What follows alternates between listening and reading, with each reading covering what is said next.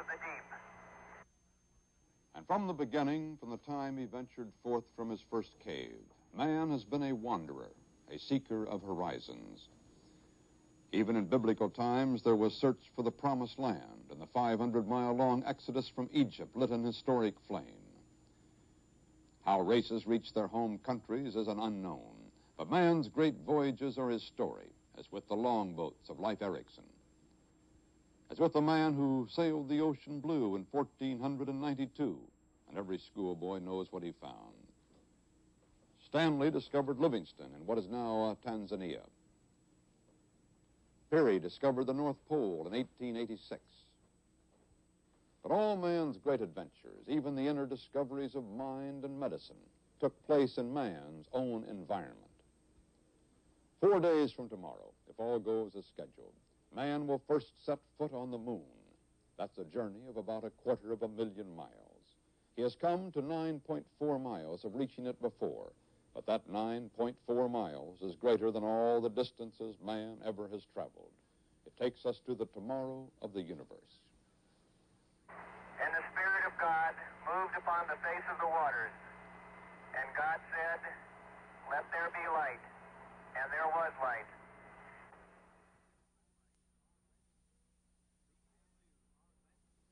CBS News presents Man on the Moon. The epic journey of Apollo 11 on the eve of that historic event. Sponsored by Western Electric, manufacturing and supply unit of the Bell System, and by the International Paper Company, where good ideas grow on trees, and by Maxim, freeze-dried coffee. Good evening. I'm Walter Cronkite. And on this eve of man's first flight toward a landing on the moon, all preparations go smoothly. The weather prediction, along with the help of astronauts Neil Armstrong, Buzz Aldrin, and Mike Collins, seem coordinated with that giant Saturn V for a go at 9:32 Eastern Daylight Time tomorrow morning. CBS Television's color coverage will begin at 6 a.m. Former President Johnson, the man many regard as responsible for our commitment to exploring the moon, is here. So is Vice President Agnew, the chairman of the task force that President Nixon has asked to shape our post-Apollo space program. There will be an estimated 300 members of Congress on hand for the launch, some 5,000 VIPs, and about half the million tourists earlier estimates called for. Among them are members of the Poor People's Campaign, praising the flight of Apollo 11, even as they question its priority.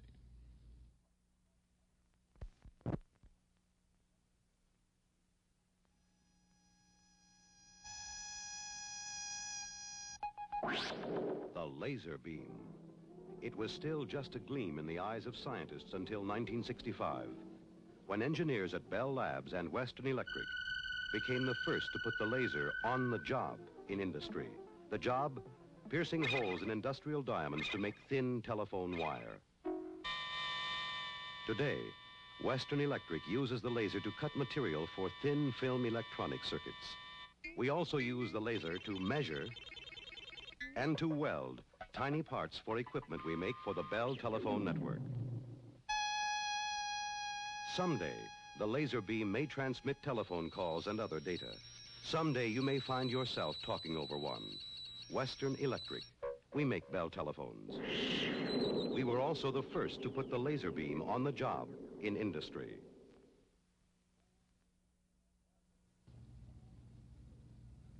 The goal is the moon, perhaps man's oldest dream. If all goes well, some 112 hours and 50 minutes after liftoff, Neil Armstrong will step on the lunar surface.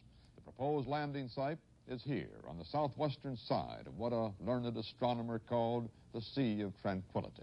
It will be anything but tranquil for astronauts Armstrong and Aldrin. As Mike Collins remains in the command module orbiting above them, they will fly in the lunar module down and backwards at more than 3,000 miles an hour before they put the brakes on to land at this unofficial spaceport. What they find may be cheese, but it's more likely to look like a small area of Arizona, which is believed naturally to resemble the moon's surface.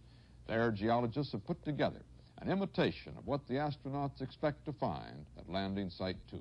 This is planned landing area number 2, built by the United States Geological Survey. An exact replica blasted out of the cinders by carefully placed explosives, perfectly duplicating photographs of the lunar landing site. I'm George Herman, here in this simulated landing area at Cinder Lake in Arizona. And these are some of the kinds of material ejected by the force of the explosion. Rock, for example, possibly volcanic like this specimen, but solid. Particulate matter like these cinders, and possibly also rock dust, very fine. And also those strange clumps of cohesive material, somewhat like beach sand, like lumps of mud, which cohere but can easily be broken up. A good deal of the ejected material is concentrated in rays around the crater. As you can perhaps see in this shot through the window of the LEM trainer, the rays lead directly to the crater and are made up of both the lighter and the darker ejected material, humps and hummocks of cinders around the edge.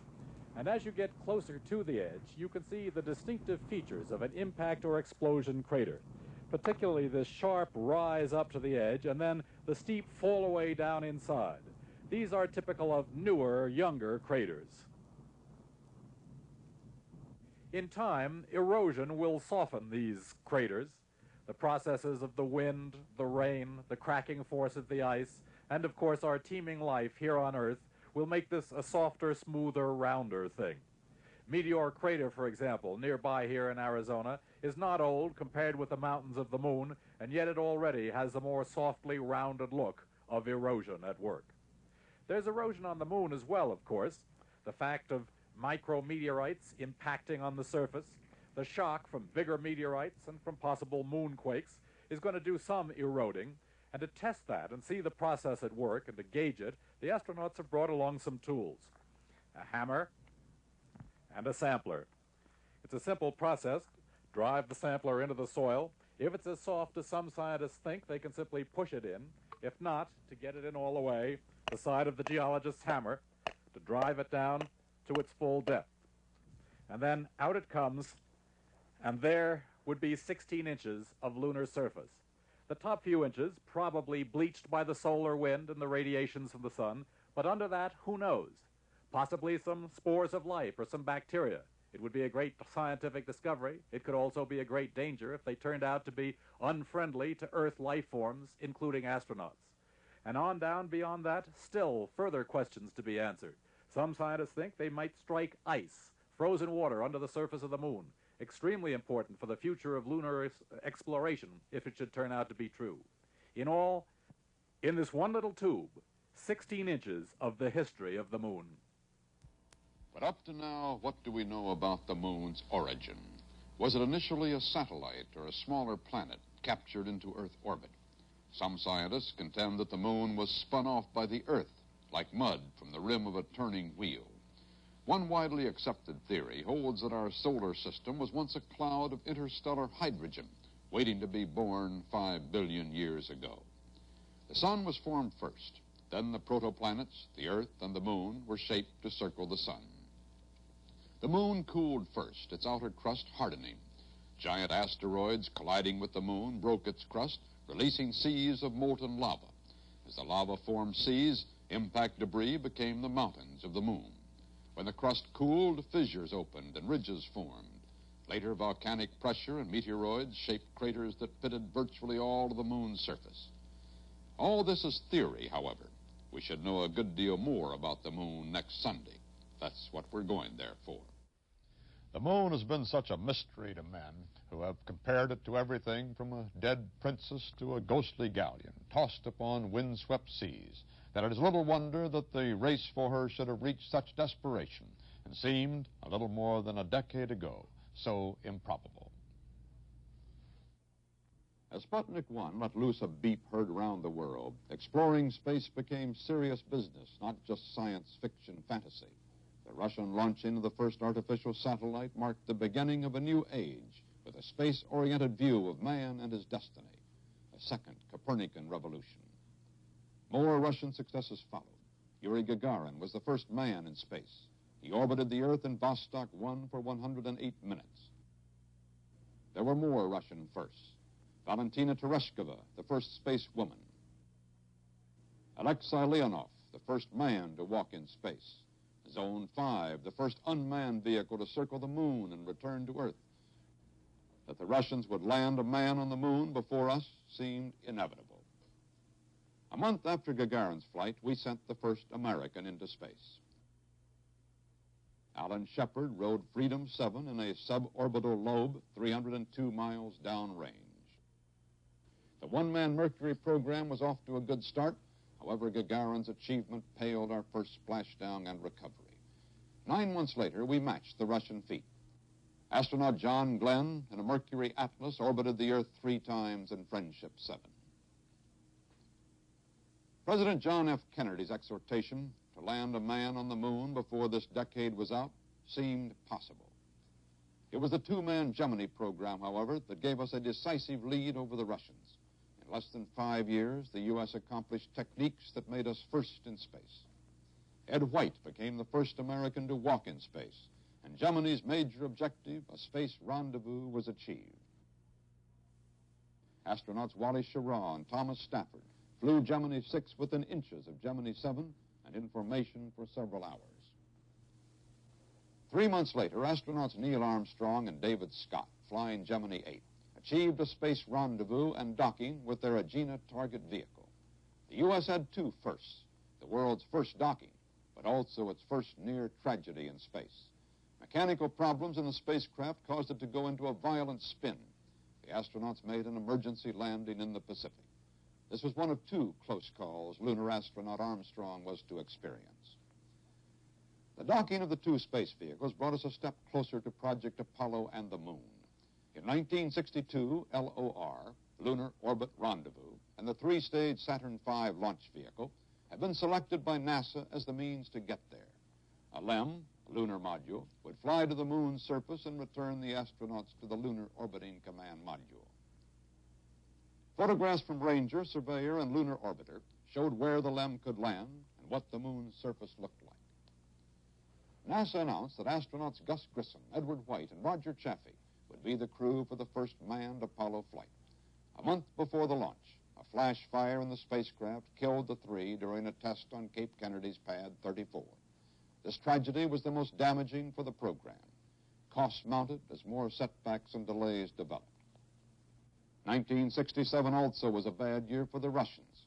Cosmonaut Vladimir Komarov was killed when his spacecraft Soyuz 1 crashed after a parachute failure.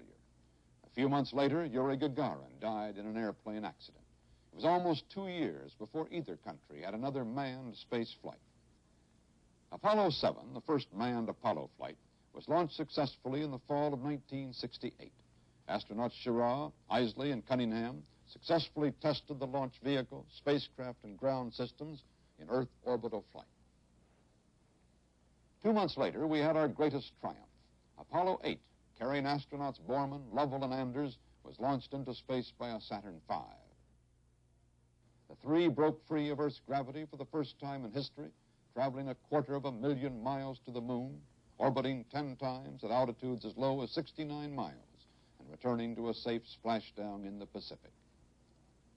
All that remained before attempting a lunar landing was a manned test of the LEM, and one LEM trainer flight almost killed astronaut Armstrong, who will be our first man on the moon.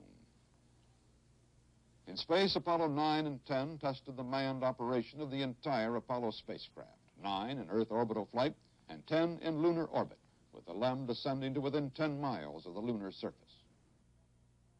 We were now ready to challenge our own technology and land a man on the moon. The Earth and the moon seem to have been chosen by a kind of cosmic fate, just as the Earthmen who are scheduled to be first to visit the moon were picked by chance. Donald Deke Slayton, who was ruled out of spaceflight for medical reasons early in the program, today is director for flight crew operations, and he explained how the crew of Armstrong, Aldrin, and Collins was picked. So you have to have a number of crews that are essentially equal and all prepared to do the job, and then whichever one happens to come on the line at the mission that happens to land, they're the guys. And I think all of our people have recognized that for the last couple of years, that we've had a group of about 21 guys, any 3 of which had about an equal chance of landing on the moon, depending on how the program evolved. Chance chose a 38-year-old American named Neil Armstrong to be the first man to set foot on the moon. He's from Wapakoneta, Ohio, population 6,700, which was named after an Indian tribe of the Shawnee Nation. Edwin Buzz Aldrin was born in Montclair, New Jersey, and Michael Collins, of American parents, in Rome, Italy, which gives a symbolic, geographical, and national mix to the mission. All of them grew up in small or middle-sized communities, which fits one of history's laws. Great adventurers seldom come from cities of great population or sophistication. Those close to the crew say that Armstrong is the commander in more than just the titular sense. He's a man of strong personality, a civilian test pilot, of whom his wife says, silence is a Neil Armstrong answer. The word no is an argument. His obsession with flight started when he was 9. For Buzz Aldrin, called the best scientific mind we have sent into space, it started even earlier. His father, who holds a pilot's license at 73, was a friend of Orville Wright and Charles Lindbergh and Robert Goddard, who pioneered rockets even before Buck Rogers. Mike Collins, who will fly the command module while Armstrong and Aldrin walk the moon, is the product of a military family. His father and brother are generals. His uncle, the General Lightning Joe Collins of World War II fame. To some extent, their backgrounds then, and to a great extent, their dedication to flying, these men are alike as peas in a pod, and probably different from anyone you've ever known in your life. It's probable that none were more individualistic than the original 7 Americans chosen in April 1959 to enter outer space. Of them, Wally Schirra is the only man to have flown in all 3 of our manned space programs. The other day, we reminisced with him at Cape Kennedy's Pad 14, where he first lifted off on October 3rd, 1962. Wally must bring back a lot of memories coming out here to Pad 14. It's quite a surprise to me to see this again, Walter. The desolate area that we're in, where it used to be so busy, we'd come running down here, anxious to get off on a mission, and now it's quite quiet. It's really a surprise.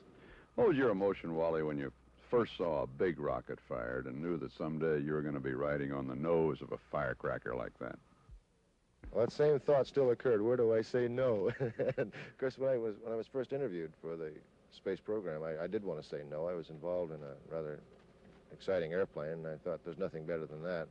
The concept of flying in a vehicle, although it was a manned vehicle at the beginning, it was more of a guinea pig venture. And I wasn't about to be a successor to a chimpanzee. You know, in those early days, I think that all of us following the program, to whom you were our heroes, felt that one of you Mercury 7 astronauts would be the first to go to the moon. Thought maybe all of you would be going to the moon. Now we find that none of you, well, maybe Cooper and Shepard is back in the program will, but most of you won't. We feel rather badly about that. Do you? Well, there was a time, of course, when, as the momentum progressed during the preparation for Apollo, that we felt very much desirous of making these flights. I know I felt it very keenly, but I can also recall when we first started in Mercury that we were to be in the space business, the space program. It wasn't even called space. We called them capsules, if you recall, rather than spacecraft. And it was a very temporary thing. As the fact that you've been out in space, you've had a look at the Earth from way up there, and you more than anybody, has that changed your philosophy at all? Very much so. I've been on a kick almost, I'd say, of looking back at Earth, and I think you've all heard of us. You've heard all of us say, with the good Earth, or looking back at the Earth. And I'm particularly enthused about developing what we have on the surface of the Earth through the medium of space flight. We can see broad vistas, which you can't see with an aircraft picture, for example. And the wrinkled surface of the Earth has all sorts of hidden treasures, and this is part of what I'm looking forward to doing right now is working in the Earth resources area. For Wally Schirra, the good Earth is now his major concern. For a new generation of astronauts, however, it's the moon, 250,000 miles away. What feelings will lunar astronauts Armstrong and Aldrin experience as they walk about the new world? What will they see? Long, inky shadows, a black sky, blacker than man has ever seen it because he's looking into space itself, shades of black and gray everywhere. That's what the astronauts will see as they look at their new universe. Only the silvery lem and some American flags that they brought along will add color to their world. More unreal than anything will be the earth, a bluish ball suspended overhead, and the intense brightness of the sun, brighter than man has ever seen it. Unrelated to the landscape alone in a lifeless world, these human cutouts on black paper probably will feel lonelier than they've ever felt on Earth.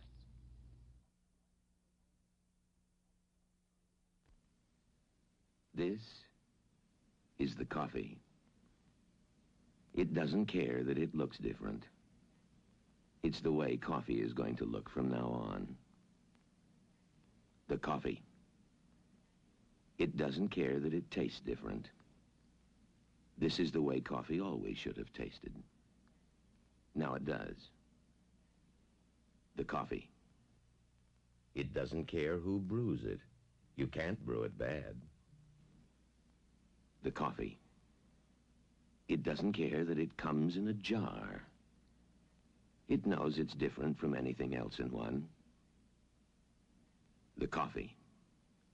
It doesn't care about all the old coffee ideas. It's the coffee. It's all by itself.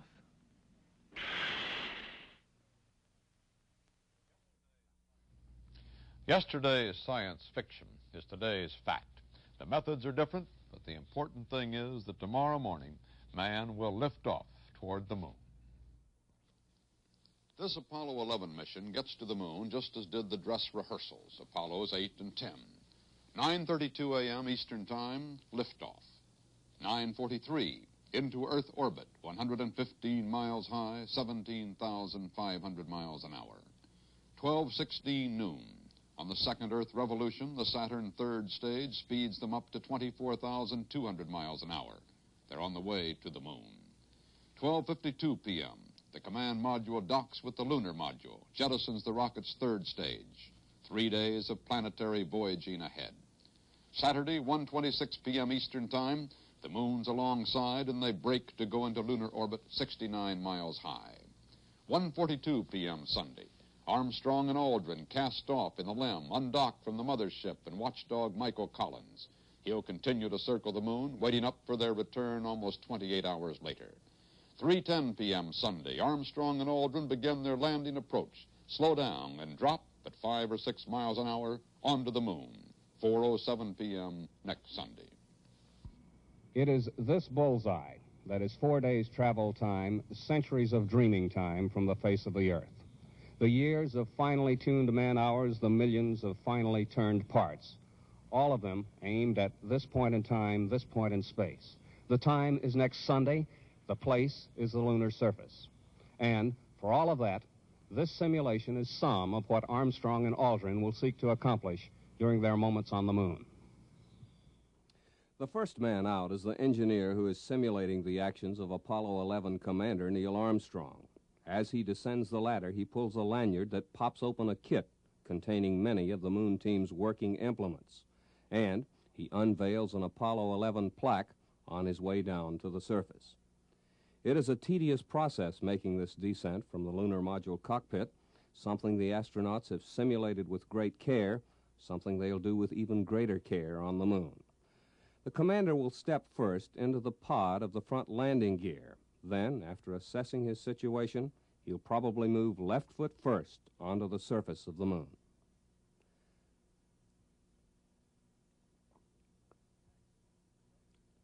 Next, the commander is to take what is called a contingency sample. Using a cord-actuated scoop, he picks up a small scoop of lunar soil.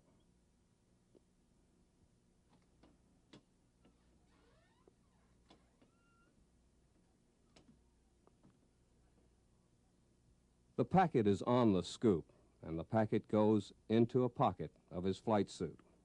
It is called a contingency sample because should things go awry at this point, the commander has at least scooped up a bit of moon dust.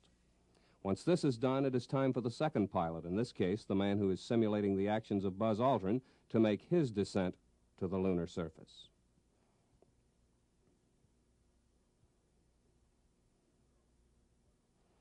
Early in what is called the Surface Operations Plan, The commander is to remove from the implements kit the compact television camera. It is a camera that performed quite well on both the Apollo 9 and the Apollo 10 flights, and it gives a black and white picture. The commander will move across the surface toward the sun, probably for a distance of about 30 feet, setting the camera in a position that it can transmit pictures of most of the Moon team's surface activities back to Earth. Somewhere fairly early in the surface movements, the commander will plant the American flag on the Moon. It is equipped with staves that hold it unfurled in the windless vacuum of the Moon. Once the television and the flag are planted, the more serious scientific business of sample collecting gets underway. The first phase is called the bulk sample, with the commander collecting greater amounts of Moon material, seeking to get a fairly wide variety. At any point, of course, Armstrong and Aldrin may alter their surface operations to meet unforeseen situations. It is foreseen, however, that they must move slowly and carefully in the untested values of the lunar environment.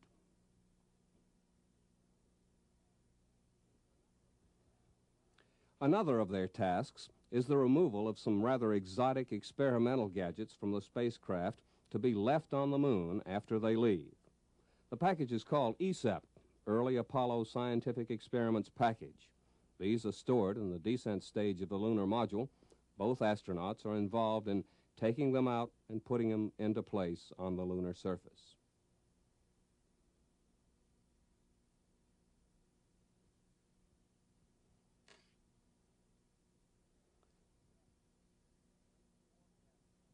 Then, more gathering of lunar material for return to Earth. This time, a documented sample, one that is measured for position from which it is taken, from what the sun's angle is, where the vertical point is on the Moon.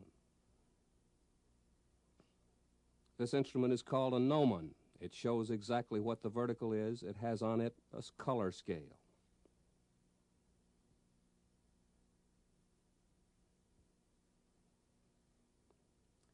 Each sample that is taken up is photographed in the position it is and then put in a coded bag. The code to be read by scientists back on Earth. And the Moon team also takes a stratified sample of the Moon's crust. It's lifted by hammering into the surface a hollow tube and then returning the stratified sample to Earth. Among the final strenuous tasks, the junior astronauts return to the spacecraft, probably after 2 hours of activity on the surface.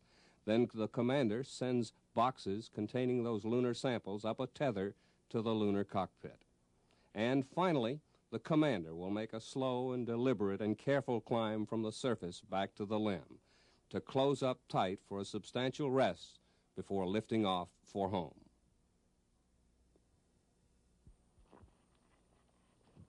The Apollo 11 lunar walkers will leave behind them some 30 items of lunar litter. Among those items, the expended descent stage, the spacecraft itself, a passive seismic experiment which is to record and send back to Earth measurements of moonquakes, if there are any, a laser reflector to aid in measuring critical distances between the Earth and the Moon, and they'll also leave behind them their boots. All of it equipment for the moment that Apollo 11 is aiming for this week. Almost 22 hours after landing, one of the most critical parts of the mission for Armstrong and Aldrin. 1:55 p.m. Monday Eastern Time, liftoff from the lunar surface. Using their descent stage as a launching pad, firing their ascent stage engine for the first time, it's got to work. In 7.5 minutes, boosting them to 4,117 miles an hour and up 69 miles to rendezvous with the orbiting command module at 5:32 p.m. Eastern Time next Monday. When the command and lunar modules have docked and are locked back together again, the first priority is getting the astronauts, Aldrin and Armstrong, from the LEM back into the command module, and with them, all that they collected on the lunar surface. The problem is to prevent contamination. First, the oxygen must be pressured so that the flow of oxygen is from the command module to the lunar module. This so that moon dust doesn't drift into the main spaceship. As another precaution, Collins hands a vacuum hose and brush through to the lunar pilots. They'll use it to vacuum their spacesuits, much as one would clean an upholstered chair at home. Next, bags are passed through, bags in which Armstrong and Aldrin will put their prizes of the mission. Then, inside the LEM, they vacuum all that must be stowed in the bags. Next, the rock boxes are passed from the lunar module to Collins, Aldrin handing to Collins the packaged material which interests the scientists most. These boxes were sealed on the lunar surface and are now to be put into two special compartments in the lower equipment bay. There they'll stay until the planned splashdown in the Pacific, and they won't be removed from their sealed containers until they're brought to the testing labs in Houston. The helmets and gloves which were used for the walk on the moon are then also handed back to Collins in a bag. They are to be put in one of the empty food storage compartments, empty now of its contents because they were consumed on the way to the moon. The film, too, the movies and stills, taken on the moon is bagged and sealed before it's passed into the command module. Precautions taken here, too, not just for the protection of the film, but sealed to prevent possible contamination of the Earth or any part of it. Protection just in case. And finally, after everything else to be brought back to Earth is safely stowed in the command module, Aldrin and Armstrong come back through the tunnel themselves, crawling out of their moonship, leaving it for the last time, joining Collins for the flight home. As soon as the astronauts are together in the command module again, the tunnel hatch is put back in place. This done quickly to prevent any particles of perhaps contaminated lunar dust from getting into the command module. To end this whole complicated procedure, another vacuuming. They already cleaned their spacesuits once in the LEM, but a second vacuuming now to pick up any tiny particles of lunar dirt that may have remained. Other anti-contamination procedures will continue throughout the rest of the flight. But at this stage in the mission, the next major concern will be preparation for trans-Earth injection, the trip home. Then the last firing of the service module's big engine to boost them out of moon orbit for the long sleigh ride home. They re-enter the Earth's atmosphere, that always heart-stopping moment, at 12:37 p.m. a week from Thursday, and splash down 1,250 miles southwest of Hawaii 14 minutes later. That's the hardware of the mission. But as close as we have come to the moon, there are still questions to be answered.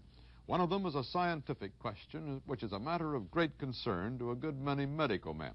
We'll take a look at it in a moment.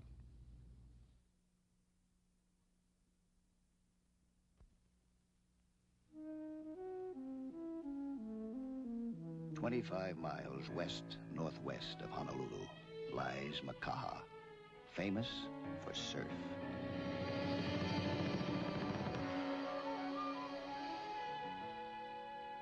Here at Makaha, an unusual surfboard. First and only one of its kind in the world. A paper surfboard. Made of a new kind of corrugated paper from the International Paper Company. Its name, Cordura.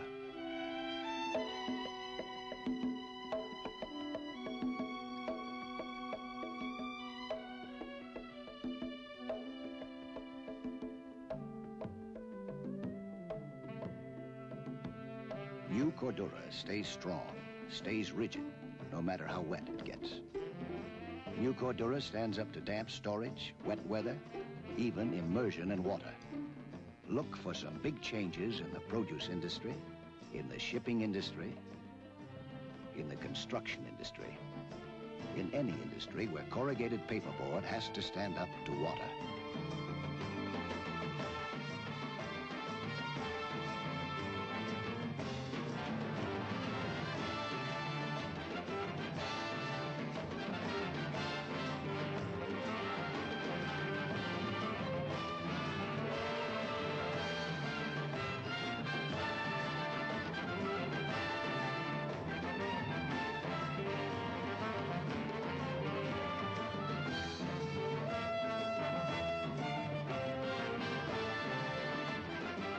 New Cordura, for any industry where corrugated paperboard has to stand up to water.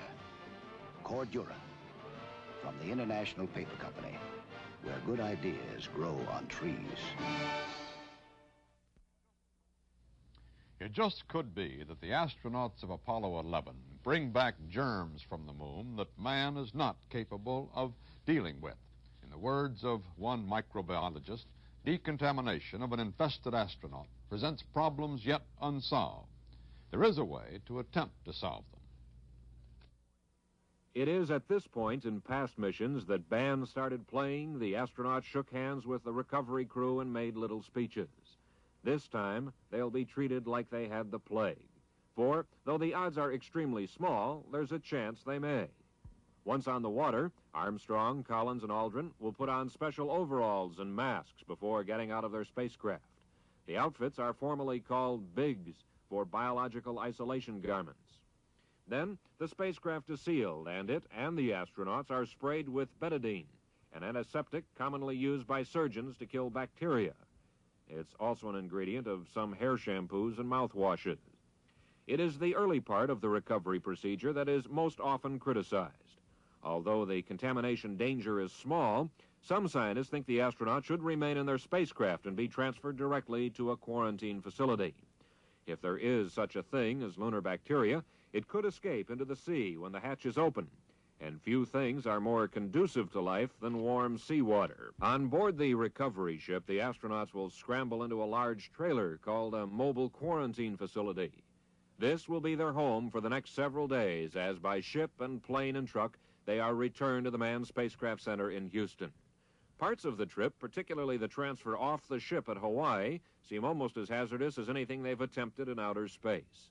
From Hickam Air Force Base outside Honolulu, the astronauts will be flown directly in quarantine to Ellington Air Force Base near Houston. Beside a doctor, the only other man to come in contact with the crew up to this time will be John Hirosaki. Hirosaki helped design the entirely self-contained transporter and will operate the power and air conditioning systems to be sure the total isolation is maintained. Mr. Hirosaki, are you worried about the possibility you might wind up with some dread disease, some plague? No, I'm not, really.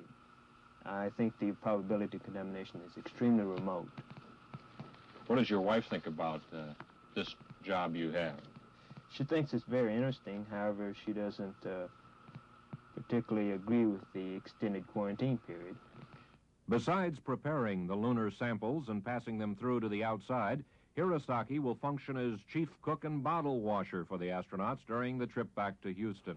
Inside of here, we do our food preparation of airline-style meals. All we have to do is thaw the meal out, place it inside the oven, and then cook it for a preset time limit.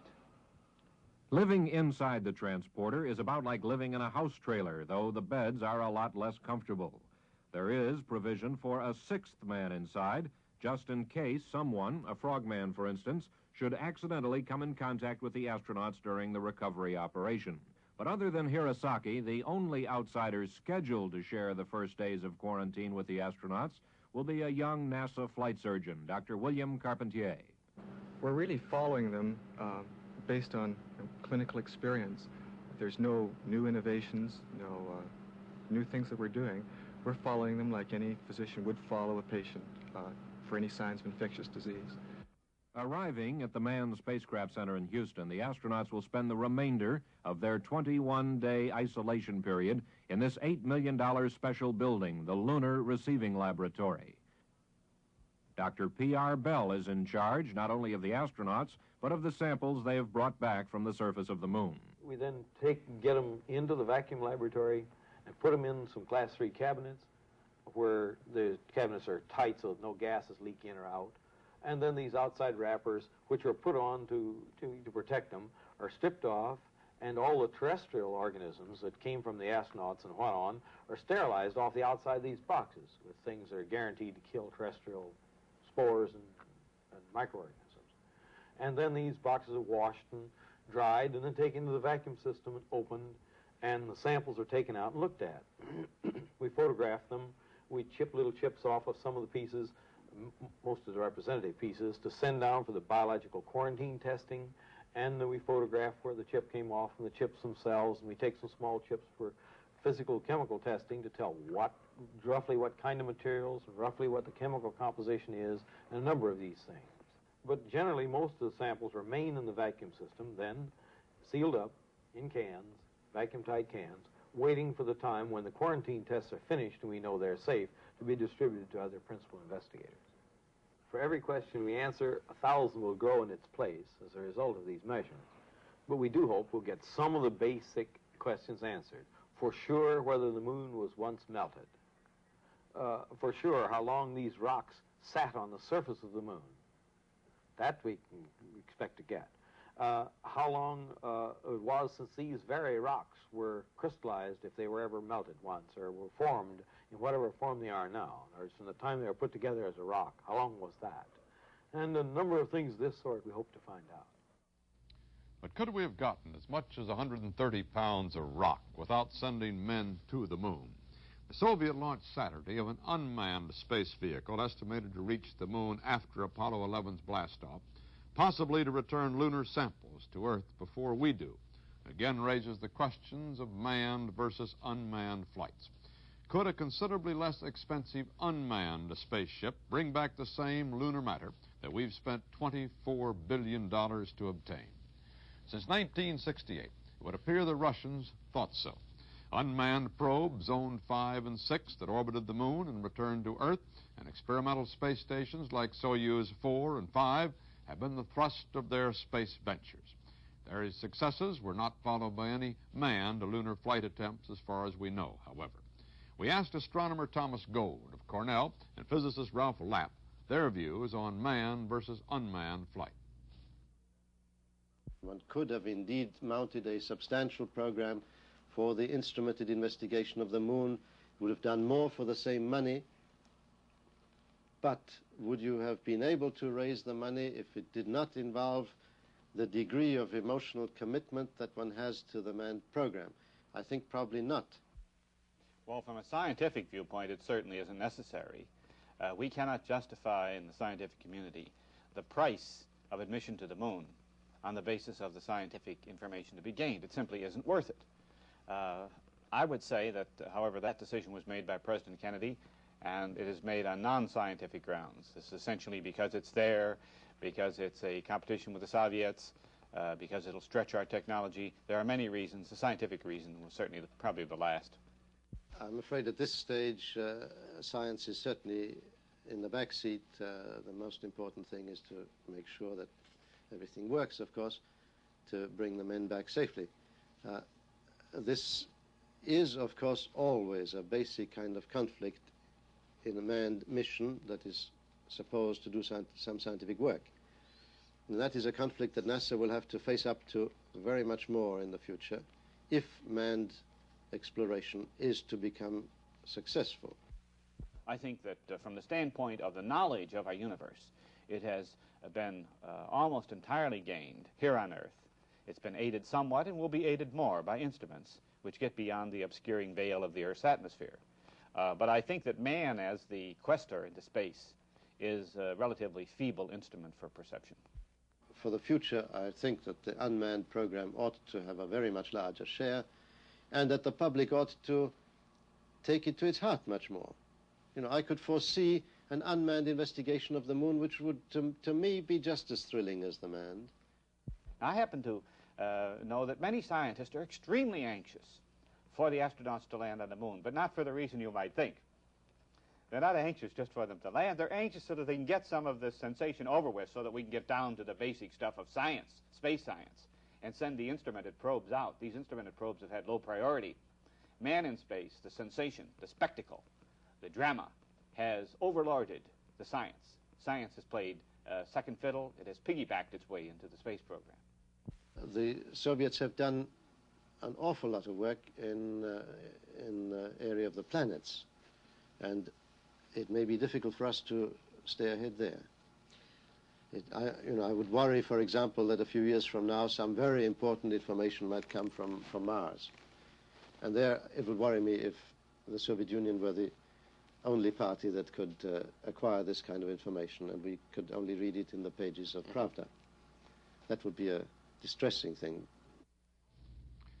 The pros and cons of manned exploration of space will continue, but there seems to be no doubt of our emotional commitment to the search and of the secrets of the moon.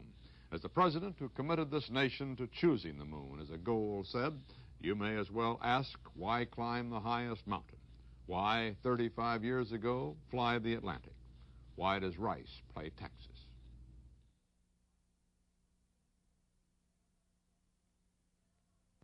In Kellogg's Corn Flakes you get more of of the marvelous things in store for you in corn.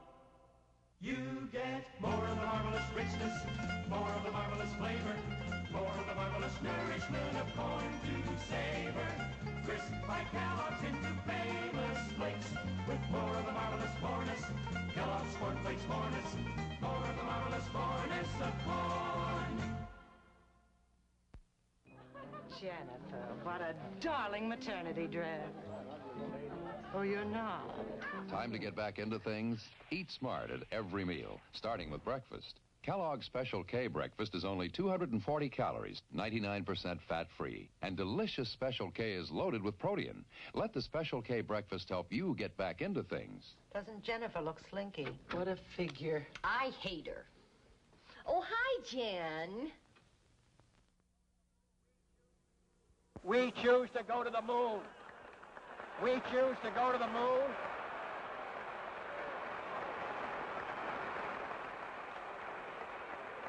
We choose to go to the moon in this decade and do the other things, not because they are easy, but because they are hard.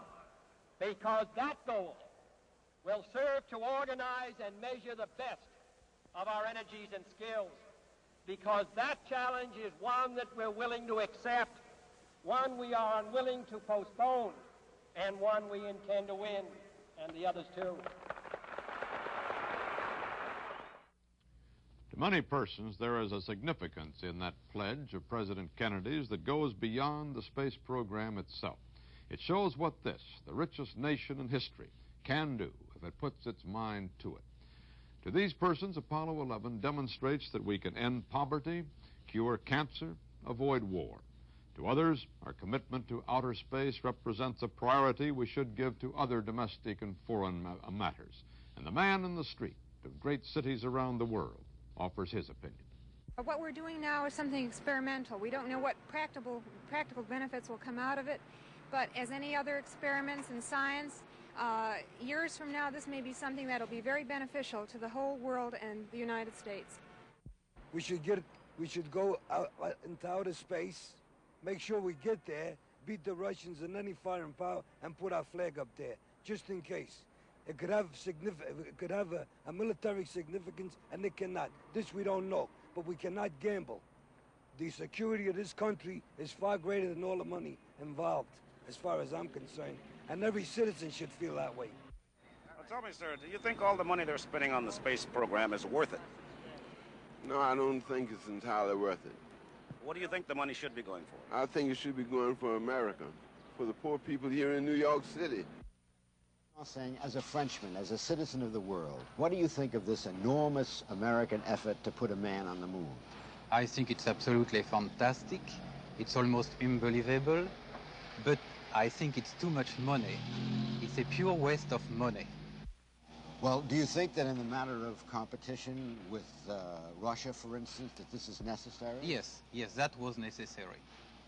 Because with you, the moon is safe. With the Russian, I would not feel the same thing. In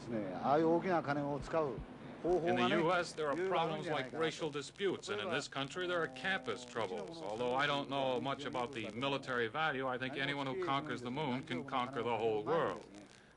You don't think they should be going to the moon? Of course not. Plenty of things to do with the money on the earth. To see that there's not such a lot of poverty, not such a lot of misery, not such a lot of wars. What do you go to the moon for? Well, I don't think there's no air up there, so how could anybody live there unless they lived on something else besides air? I don't think nobody lives there at all. Nothing at all. Would you like to be going on this trip? Yes, I would rather like it. But it might be a little bit dangerous. In the middle of June, before the moon fever struck, a CBS News survey conducted by telephone sought the opinion of 510 adults about our space program. The program takes a rather low priority compared to government projects like crime prevention, poverty programs, and military defense.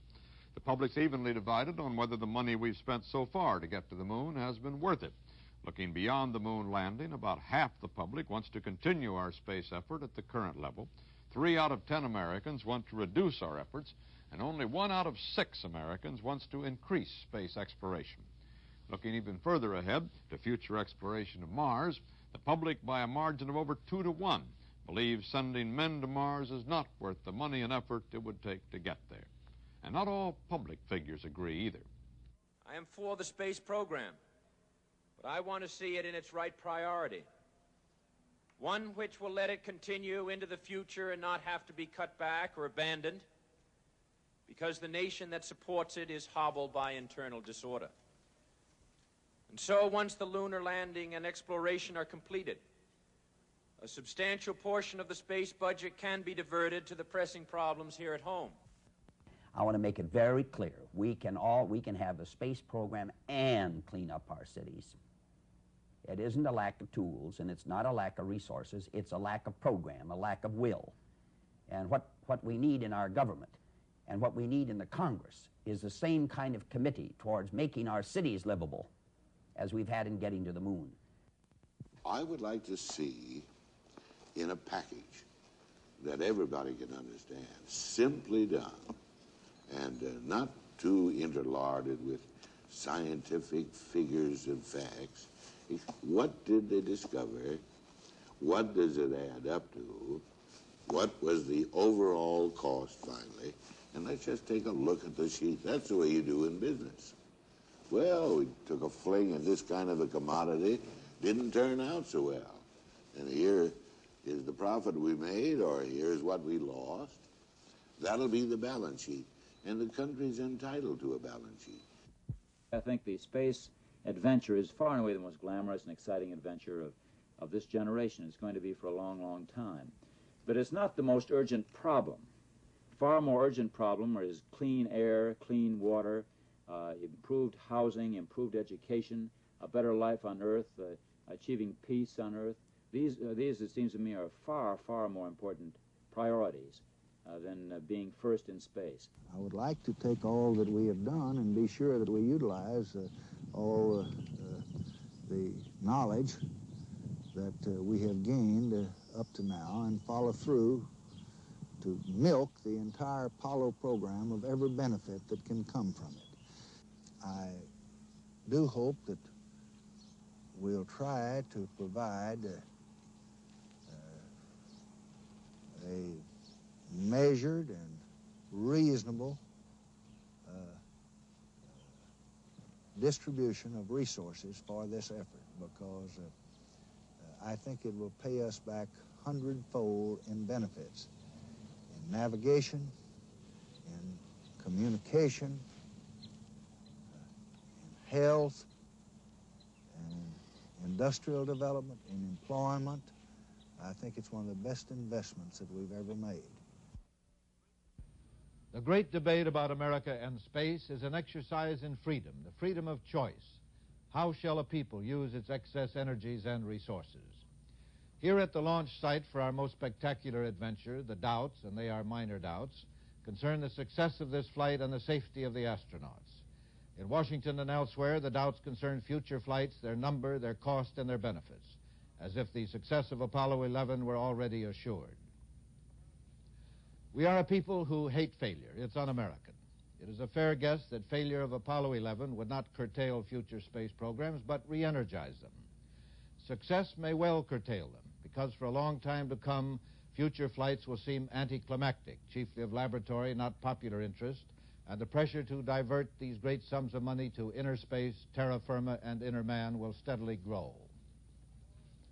The core of the argument is philosophical, almost religious, and concerns the nature of man and his society. There are men here passionately convinced that we cannot plan our opportunities, but must take them at the tide when they come, that without new frontiers always beckoning, an energetic people rusts and corrodes, that space is not only the cutting edge for science today, but a moral substitute for war that could give the quarreling human race some sense of common identity, of brotherhood. And there are men convinced with equal passion that this adventure, however majestic its drama, is only one more act of escape, that it is man once again running away from himself and his real needs, that we are approaching the bright side of the moon with the dark side of ourselves, with chauvinism, competitive aggression, and that the chief uses of space will be military in the end. We do know that history has never proceeded by a rational plan. Not even science knows what it is doing, much beyond the immediate experiment. We know that the human brain will soon know more about the composition of the moon than it knows about the human brain. We will know why the moon is what and where it is before we know why human beings do what they do. We are still closer to our animal origins than to any millennium in peace. It is possible that the divine spark in man will consume him in flames, that the big brain will prove our ultimate flaw like the dinosaur's big body, that the metal plaque Armstrong and Aldrin expect to place on the moon will become man's epitaph. But the future has never revealed itself. It is made step by step, moment by moment. The next great moment is now at hand. The world waits and the astronauts sleep. This is Eric Severide at the Kennedy Space Center.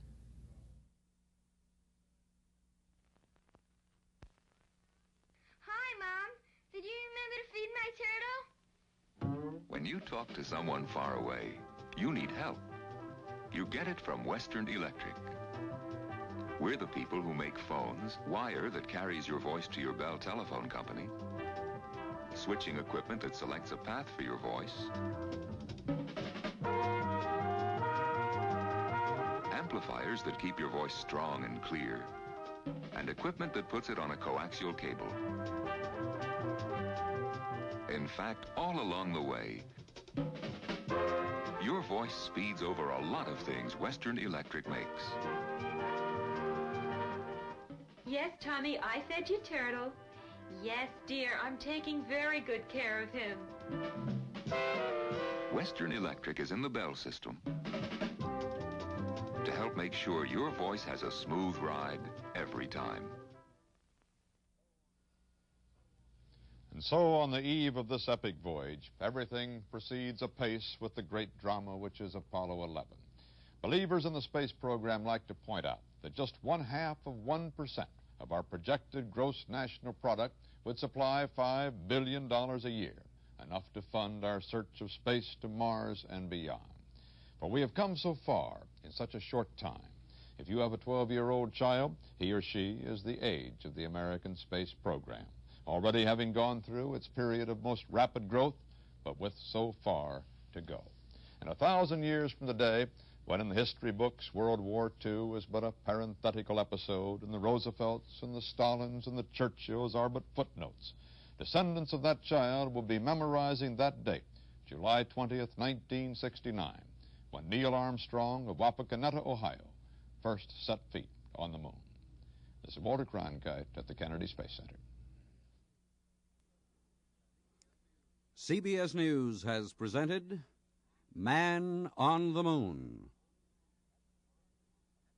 The epic journey of Apollo 11 on the eve of that historic event. Sponsored by the International Paper Company, where good ideas grow on trees. And by Western Electric, manufacturing and supply unit of the Bell System. And by Kellogg's. Kellogg's puts more in your morning. Walter Cronkite and Wally Schirra will head the team of experts who will bring you television's finest coverage of the flight of Apollo 11. The big event begins tomorrow morning at 6 o'clock, 5 Central Time, 3 Pacific Time on CBS.